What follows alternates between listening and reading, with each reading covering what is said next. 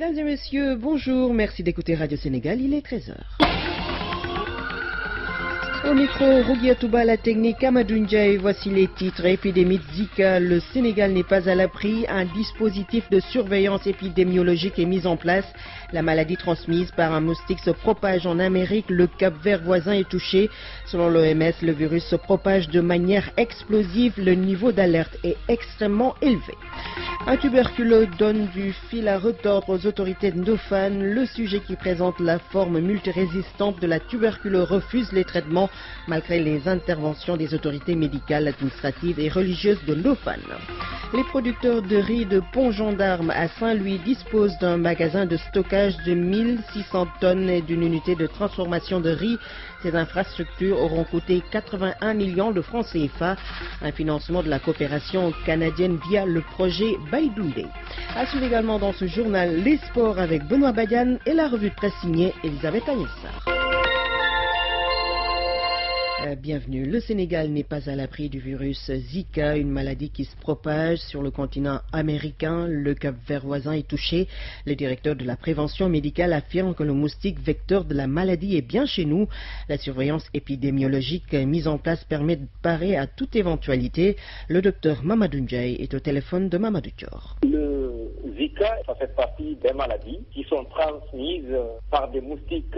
Elles appartiennent dans la même entité à une maladie appelée la dengue, le chikungunya. Le Zika est également, comme la fièvre jaune, transmise par un moustique avec lequel nous vivons. C'est une maladie connue parce qu'elle est apparue pour la première fois en 1947 en Ouganda, dans la forêt appelée Zika, qui a donné d'ailleurs son nom, mais elle a également été isolée chez l'homme en 1952 également en Tanzanie. Et il y a une recrudescence récente de par le monde, notamment dans les départements français d'Amérique, en Martinique, en Guyane française, et en Indonésie, même pas loin de chez nous, au Cap-Vert également. Si le Cap-Vert est touché, qui est un pays voisin, est-ce que le Sénégal n'est pas exposé? C'est pas le fait que ça soit au niveau du Cap-Vert que le Sénégal est menacé, c'est que ce qu'il faut retenir, que c'est une maladie donc qui est transmise par un vecteur, une maladie vectorielle, et le vecteur n'est autre que le moustique Aïdes avec lequel nous vivons tous les jours, qui nous côtoie chaque jour, qui peut transmettre la dengue, qui a sévi quelque temps, la fièvre jaune. Les populations dans nos contrées sont exposées par rapport à cette maladie, mais surtout ce qu'il faut retenir, c'est qu'il y a une surveillance épidémiologique au Sénégal pour voir un peu à chaque fois que cette maladie ou bien des maladies similaires peuvent se manifester pour qu'on puisse peut-être agir d'une certaine manière. Nous n'avons pas dans nos répertoires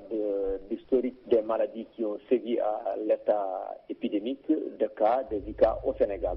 Le docteur Mamadou Ndiaye sur l'épidémie de Zika. Le Sénégal n'est pas à l'abri, mais un dispositif de surveillance épidémiologique est mis en place. Et l'Organisation mondiale de la santé tire la sonnette d'alarme. Selon la directrice générale de l'OMS, le virus Zika se propage de manière explosive. Le niveau d'alerte est extrêmement élevé. Jean-Baptiste Boukopsane. Zika tire son nom d'une forêt en Ouganda où il a été détecté pour la première fois chez des singes en 1947. Comme la dengue et le chikungunya, le virus se transmet par piqûre du moustique du genre Aedes aegypti, le moustique tigre. Il n'existe pas de traitement curatif contre ce virus.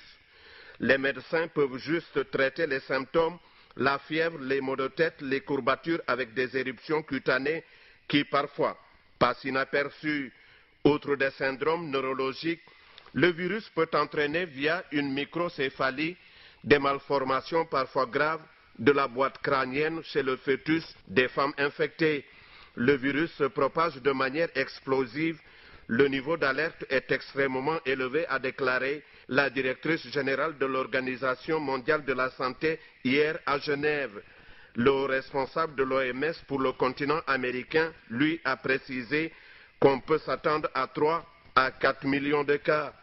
Le virus est installé de manière endémique au Brésil et il est normal qu'il se diffuse dans les autres pays du continent américain, a-t-il encore expliqué. Jean-Baptiste Boukopsane, un tuberculeux donne du fil à retordre aux autorités de Ndofane. Le sujet développe la forme multirésistante de la tuberculose et refuse toute forme de traitement malgré l'intervention des autorités médicales, administratives et religieuses de Ndofane. Daouda Badiane. Ce sont les autorités médicales du district sanitaire de Ndofane qui ont découvert le cas de tuberculose. Des analyses médicales très poussées du sujet ont conclu que la maladie très redoutée multirésistante. Dr Balamba Kemboub, médecin-chef de région. Ce n'est pas seulement une tuberculose, c'est une tuberculose multirésistante. C'est-à-dire une tuberculose qui résiste à beaucoup de médicaments. Parce que quand on a un cas de tuberculose, les médicaments du PNT sont gratuits et très efficaces. Maintenant, ce qui amène ces résistances, c'est que les gens commencent les traitements mais ne les finissent pas. Ils abandonnent. Voilà. Si vous abandonnez, le microbe parvient à développer des résistances. Si bien que si vous leur redonnez les mêmes médicaments, ça ne sert à rien.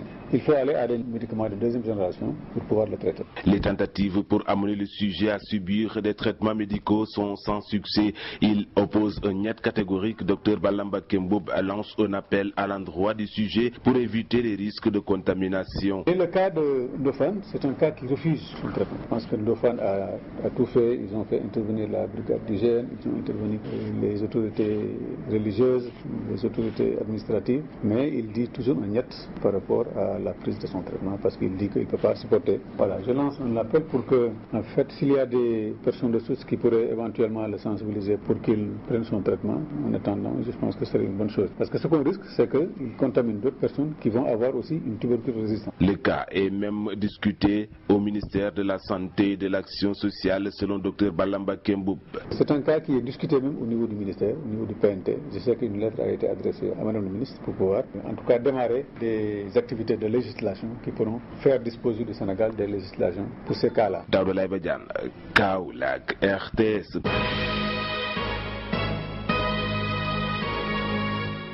Question d'actualité. Question d'actualité, une émission du journal parlé de Radio Sénégal. Question d'actualité fait la traversée de la Transgambienne. Khali Amadou Narfal emprunte ce samedi l'axe Keraïb-Senoba marqué par le bac de Farafenye. En compagnie d'Ibrahima Amadiémé du collectif des cadres casamançais, nous verrons les difficultés sur ce tronçon. Les usagers doivent patienter plusieurs heures, voire des jours sans Pipémo, pour faire la vingtaine de kilomètres de la Transgambienne. Faut-il la boycotter pour autant? Quelle solution face à la galère des habitués de cet axe routier? Question d'actualité, un samedi sur deux, de 13h30 à 14h30 sur Radio Sénégal International 92.5.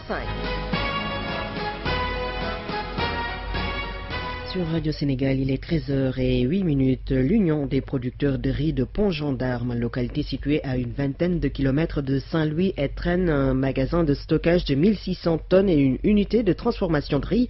Ces infrastructures ont été financées grâce au projet Baïdoundé par le biais de la coopération canadienne, un financement global de 81 millions de francs CFA. C'est Dounouro Guissé. Ces deux infrastructures, réalisées avec l'appui financier du gouvernement du Canada et l'État du Sénégal, sont une réponse à une vieille doléance des populations de la localité.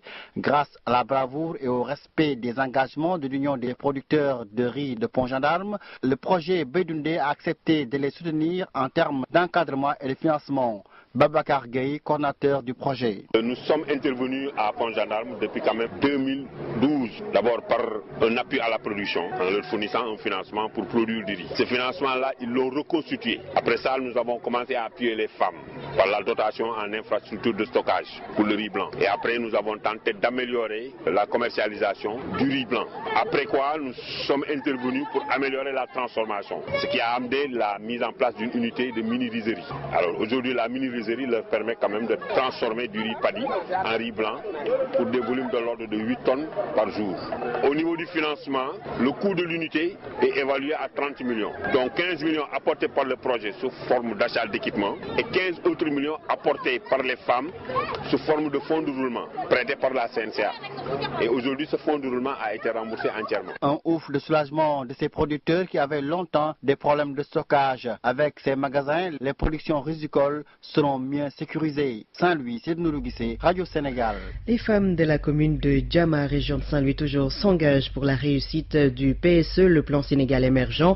Elles ont fédéré leurs associations pour des projets de développement. Un forum a réuni tous les partenaires pour un plan d'action. Tierno Diallo. Les femmes de Diama ne veulent pas rater le train de l'émergence. Regroupées depuis longtemps en association dans les 5 zones de la commune, elles mènent des activités génératrices de revenus avec leurs propres moyens. Aujourd'hui, elles visent loin et souhaitent des ressources additionnelles face à la forte demande sociale et veulent être en phase avec les nouvelles orientations de l'État. Madame Awa Diallo, présidente de l'Observatoire géostratégique des drogues et de la déviance. La composante femme va servir de locomotive pour l'émergence de la commune de Diama. Donc par rapport à la territorialisation des politiques publiques, les femmes vont s'organiser pour pouvoir mener des activités au niveau de la commune, des activités génératrices de revenus, tout ce qui va rentrer dans la commune par rapport à la santé, à l'hygiène, tout ce qu'il y a. Donc les communes, les femmes seront ces locomotives. Pour cela, elles ont réuni autour d'un forum partenaires techniques financiers, projets et programmes et services techniques de l'État. La fédération ainsi créée sera l'interlocutrice pour tout projet à venir. Abdourahmane Gueye est responsable du suivi et évaluation à l'agence régionale de développement. Chaque zone de la commune de Diama a ses spécificités et les femmes étant déjà regroupées au niveau de ces zones, donc nous les avons fédérées pour que chaque zone, en fonction des moyens, des possibilités, de proposer des projets de développement économique qu'on va devoir proposer aux partenaires. Agriculture, élevage, maraîchage, petit commerce, les secteurs d'activité foisonnent ici à merveille. Il ne reste que le financement pour que ces braves dames réalisent enfin leurs rêves sous la conduite du maire de Diama, Thierno Diallo, Saint-Louis, RTS. La qualité de l'air a été très mauvaise en début de semaine avec une forte hausse des concentrations de particules d'origine désertique. L'alerte levée aujourd'hui avait été donnée par le Centre de gestion de la qualité de l'air, un centre que nous découvrons dans ce reportage de Madi Gensamb. Des monitorings d'air ambiant, des ordinateurs connectés à un réseau synchronisé. Voilà à quoi se résume le décor du Centre de gestion de la qualité de l'air, un équipement d'une grande importance qui permet d'étudier les degrés de pollution de l'air respiré. Aminata Mbao Djohane, chef du dit centre. On va lancer le logiciel. Il tourne en continu. L'ensemble des informations arrive ici. On calcule une moyenne pour dégager globalement le niveau de pollution à Dakar. Vous avez des courbes qui sont corrélées avec les activités humaines. C'est ça qui détermine le niveau de poussière qu'il y a à Dakar. Pour fournir des résultats fiables et fondés, le centre a installé des stations dans plusieurs sites stratégiques. Vous voyez l'emplacement des 5 stations de mesure. Là, vous avez la cathédrale, vous avez la Médina, dans l'enceinte de l'hôpital Abass Ndao. Là, vous avez la station de Bel Air qui est en zone industrielle. HLM est là, il y a la station de Yoff. Nous disposons aussi du camion laboratoire pour mesurer la pollution atmosphérique au niveau des zones cibles donc, de la pollution. Avec le camion mobile, on peut se déplacer dans toutes les régions aussi. Des experts tels que André Jacques Dior, expert chargé de la modélisation au niveau du centre de gestion de la qualité de l'air. Pour la collecte des indices émis par les stations, parallèlement ceux fournis par le laboratoire mobile dont il vient de se doter, cela afin de les analyser et en donner des résultats nets. On fait la collecte des sources d'émissions. Quand vous avez la région de Dakar, il y a les industries, il y a les automobiles, les maisons, il y a aussi des sources anthropiques. Et c'est toutes ces sources-là que l'on essaie de combiner dans un modèle. Et ce modèle nous permettra d'avoir un aperçu sur les émissions au niveau de Dakar. Donc chaque jour, on diffuse l'indice de la qualité de l'air. Le Centre de gestion de la qualité de l'air a pour fer de lance d'assurer la veille sur la pollution de l'air, informer le public sur l'état de la qualité de ce dernier, entre autres. Une mission qu'il compte mener à bien avec notamment leurs différentes stations qui couvrent toute la région. Madi Gensamb qui nous a fait découvrir le Centre de gestion de la qualité de l'air. Écologie avec les populations de Ndande dans le département de Kébémer qui luttent contre le péril plastique. Elles ont organisé une journée de ramassage des sachets plastiques qui sont vendus 60 francs le kilogramme à un industriel. Le chef du projet de gestion des déchets solides ménagers de Ndande, Moussa Kébé, est au micro d'Ousmane Bank. Depuis 2013, la commune de Ndande a bénéficié d'un appui de la part de 2 partenaires que sont le CAS, Centre écologique Albert Schweitzer et Yellen France, pour mettre en œuvre un projet de gestion de proximité des déchets ménagers de la commune. dans le plan d'action de ce projet. Nous, Yelen Sénégal, qui sommes en train de mettre en œuvre le projet, nous avions une activité qui consiste à collecter les déchets plastiques de Ndande. C'est-à-dire, on avait planifié d'organiser une journée Ndande sans plastique. L'État du Sénégal a voté une loi qui interdit les sachets plastiques. Et puis nous, on a apporté notre soutien en logistique, en appui technique. Pour vous dire, au mois d'août passé, le projet avec le GIE Inde a vendu 2 tonnes de sachets plastiques à une société de Dakar qui s'appelle Sodiaplast. Donc nous, on a commencé l'action bien avant les autorités. Depuis 2 ans, on est en train de collecter les déchets plastiques au niveau du centre de valorisation des déchets de Ndande. On travaille sur ça, sur la sensibilisation. La preuve, il y a 2 ans, à Ndande, il y avait 0 collecte de déchets. Aujourd'hui, on est à 80% des ménages de la commune qui sont abonnés au système de collecte des déchets. Donc ça, c'est le fruit d'un long travail de sensibilisation. Moussa Kébé, chef du projet de gestion de proximité des déchets solides ménagers de Ndande dans le département de Kébémer. Le Centre national d'action anti-mine a restitué des terres dépolluées aux populations de Mpac et Bourofaye. Dans ces localités frontalières avec la Guinée-Bissau, le CNAMS a neutralisé 170 mines antipersonnelles. Mariama Pende Diallo. 170 mines sont déterrées et détruites dans la zone de Mpac, située vers la frontière qui lie le Sénégal à la Guinée-Bissau. Le Centre national d'action anti-mine au Sénégal vient de restituer les terres déminées aux populations. Cette cérémonie de restitution marque l'étape finale du processus de déminage en Casamance. Barham Thiam, directeur du CNAMS. L'État du Sénégal a dédié d'importants moyens pour vaincre les mines disséminées dans le secteur. Ces moyens ont permis de visiter 387 localités, de libérer 332 localités de la menace de mines, confirmer 65 zones dangereuses identifiées, de déminer 33 localités pour une superficie de 1 765 870 m², de relever et de détruire 421 mines, autant de vies sauvées. Cette cérémonie a été une occasion pour les populations de Mpac et Boutoupa Kamarakunda de remercier le CNAMS avant de demander la poursuite du déminage en Casamance. Georges Zalé porte la parole des populations de Mpac. On a beaucoup souffert dans ce village. Pourquoi je le dis? Parce que nous sommes des paysans. Nous vivons que de la bourse. Mais lorsqu'il y avait des problèmes ici, les alentours du village étaient presque minés. Personne ne pouvait pas entrer en bourse. Il y a des enfants même qui ont abandonné l'école. Je veux aussi que le gouvernement continue à nous appuyer. Parce qu'il y a certaines parties qui ne sont pas déminées jusque-là. Pour qu'ils puissent nous aider à déminer ces parties pour qu'on puisse plus avoir l'accès dans les champs. Ces mêmes populations ne souhaitent plus voir leurs terres polluées par les engins de la mort.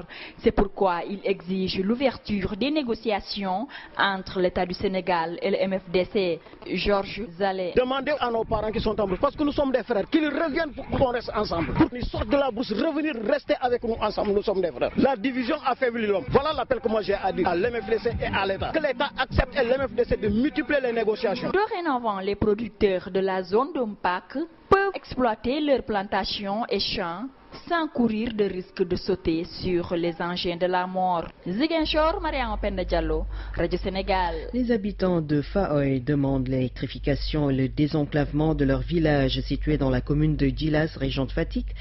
La route qui relie Faoy à Loul-Sessène est impraticable. Les villageois réclament son bitumage. Le chef de village, Mamadou Faye, est au micro de Jean-Pierre Gorgakou. On est dans un village qui est difficile d'accès. La route qui a été construite depuis 1972 est en très mauvais état. Les véhicules qui viennent ramasser le sel, les gros camions, les gros porteurs, ont vraiment des difficultés d'accès. Et surtout pendant l'hivernage, la route est en très mauvais état. Donc on aurait souhaité vraiment que cette route-là soit bien remise en bon état. Le village de Faoy, qui est un village économique, où les 1571 de la population tous exploitent du sel. C'est un village vraiment un gros producteur de sel. Les gens viennent ramasser le sel, mais ce sel ne peut pas être écoulé parce que l'état de la route est en très mauvais état. Et en deuxième point, l'électrification. Le village est vraiment sous l'ombre. On est dans les ténèbres. Il y a une électrification solaire qui a été construite en 2012 précisément le 15 septembre 2012 qui a été inauguré, mais ce projet solaire n'est pas rentré dans les foyers et on est dans le blackout actuellement. On aurait souhaité vraiment l'appui du gouvernement pour que ce village-là soit électrifié. Mamadou Faye, chef du village de Faoy, demande l'électrification et le désenclavement de son village. Le monde bouge et vous devez le savoir. C'est pourquoi Radio Sénégal vous tient informé des faits, gestes et paroles qui impactent la marche du monde. C'est géo, c'est politique et c'est international. L'ancien Premier ministre guinéen Jean-Marie Doré est décédé hier soir à Conakry selon le correspondant de BBC sur place. Malade, il était hospitalisé en France depuis 1 mois et demi avant de rentrer à Conakry pour suivre son traitement. En début de semaine, des rumeurs sur son décès avaient été démenties. Au Niger, les opposants demandent la libération de leurs militants en détention et refusent de signer le code de bonne conduite. Il serait une dizaine, dont Amadou, ancien président de l'Assemblée nationale et candidat à la présidentielle, à être écroué. Les membres de l'opposition ont donc refusé de paraffer le code de bonne conduite dans la perspective du scrutin présidentiel du 21 février prochain. Amnesty International accuse les autorités burundaises d'avoir enterré des dizaines de personnes dans des fosses communes aux alentours de Bujumbura. Selon le directeur régional d'Amnesty pour l'Afrique de l'Est, ces images montrent un effort délibéré des autorités de couvrir les exactions des forces de sécurité. En Centrafrique, des mineurs auraient été victimes d'abus sexuels commis par des soldats étrangers, c'est ce que rapporte le Haut Commissariat des Nations Unies aux droits de l'homme. Découverts ces dernières semaines, ces crimes présumés ont principalement eu lieu en 2014. L'Organisation des Nations Unies s'est dit très alarmée par ces allégations.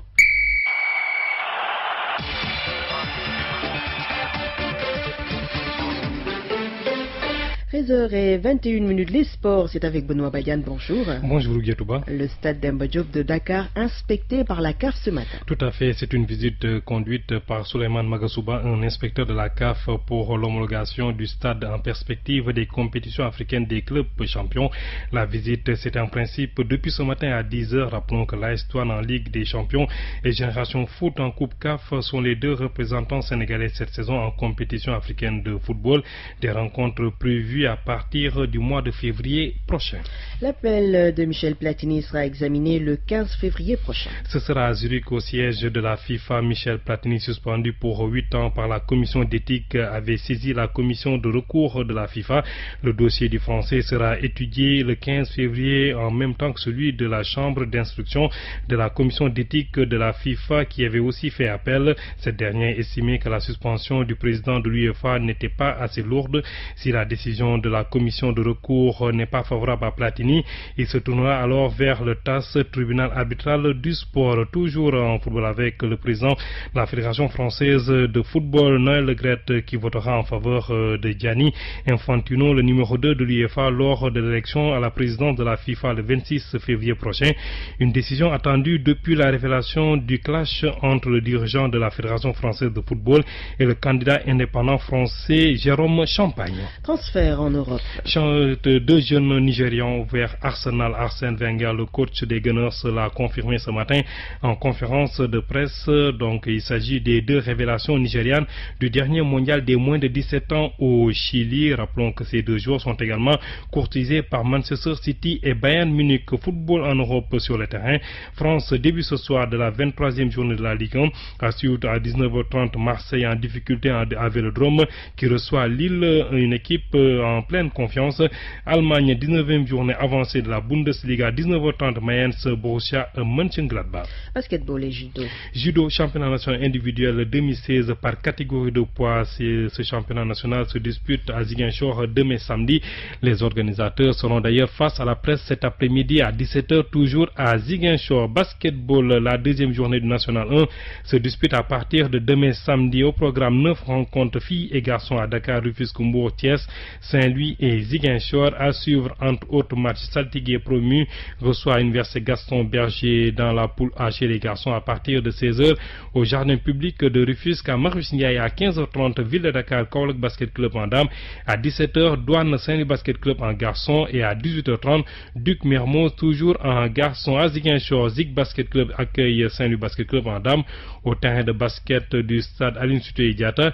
Et puis à Thiès, l'Union sportive du Rail reçoit Louga Basket Club au stadium Lat Dior, toujours chez les garçons. C'est tout pour les sports. Rougué Touba. Merci Benoît Badiane.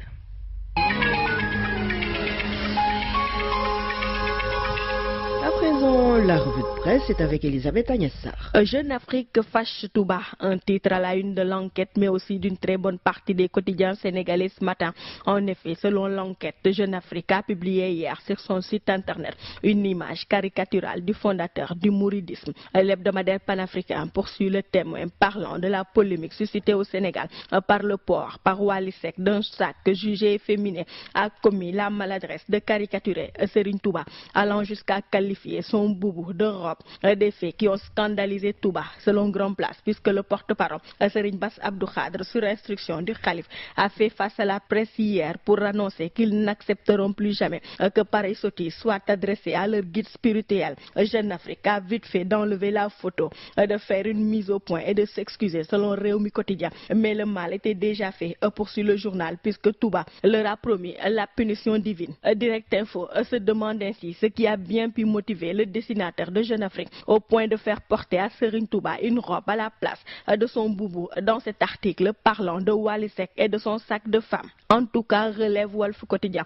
Jeune Afrique a franchi le Rubicon et dépassé les limites de l'admissible et suscité des positions radicales. En effet, Jubanti Sénégal, dans les colonnes de Direct Info, condamne et invite les autorités sénégalaises à interdire la vente. Parce que, comme le fait remarquer Daoucho, la liberté d'expression ne donne pas le pouvoir d'offenser et de blesser des croyants dans leur chair. Irresponsabilité, s'exclame ce matin Birima de la Tribune, qui estime qu'il ne fallait pas toucher à Bamba, qui ne mérite pas ce traitement dévalorisant et humiliant, au risque de donner raison à ceux qui estiment qu'ils sont juste des sorciers blancs. Faux amis de l'Afrique, sucré salé de se réjouir alors du fait que nos chefs religieux savent prendre la mesure des situations et nous épargner des crises inutiles. En effet, poursuit le commentateur du quotidien, n'eût été l'appel du calife à calmer les esprits, Dakar aurait pu s'embraser, puisque des écervelés avaient déjà commencé à appeler à une nouvelle croisade contre les hérétiques chrétiens français. Et pourtant, l'affaire est loin de connaître son épilogue selon l'Obs, puisque Touba a saisi le chef de l'État qui est présentement en Éthiopie, Macky Sall, est selon le Soleil depuis hier à Addis Abeba pour participer au 26e sommet de l'Union africaine. Le chef de l'État, poursuit l'Astre national, présente d'ailleurs ce vendredi un rapport sur le NEPA dans sa qualité de président du comité d'orientation. Le drame survenu hier au port de Dakar est aussi à la une de vos journaux ce matin. Un bateau, selon l'Obs, a explosé aux Moldis et tué 7 personnes. C'est un groupe électrogène qui était à bord du navire, selon l'enquête, qui a explosé. 6 personnes sur les 10 à bord sont toujours portées disparues, selon toujours l'enquête. En politique, Sud Quotidien rapporte ce matin le départ de Modou Diagne Fada du Parti démocratique sénégalais. Le chef des réformateurs, poursuit le journal, semble résolu à tracer une autre voie que celle de la confrontation. Ainsi relève Abdoulaye Thiam, il n'y aura ni parricide, encore moins d'infanticide dans ce duel qui l'opposait à Abdoulaye Wade. Ses ambitions sont dévoilées ce matin par le Témoin au quotidien qui annonce que Fada va créer son propre parti et diriger aux prochaines législatives la liste de ce nouveau parti. 16h28, c'est la fin de ce journal. Le rappel des titres: épidémie de Zika, le Sénégal n'est pas à l'abri. Un dispositif de surveillance épidémiologique est mis en place. La maladie transmise par un moustique se propage en Amérique. Le Cap-Vert voisin est touché. Selon l'OMS, le virus se propage de manière explosive. Le niveau d'alerte est extrêmement élevé. Un tuberculeux donne du fil à retordre aux autorités de Ndofane. Le sujet, qui présente la forme multirésistante de la tuberculose, refuse les traitements malgré les interventions des autorités médicales, administratives et religieuses de Ndofane. Merci à l'équipe de ce 13h, à la réalisation Papa Malik Ndao et André Noël Tchandoum, technique assurée par Amadou Ndiaye et Ouleili. Ousmane Oumarso est au CDM. Mesdames et messieurs, merci de votre attention.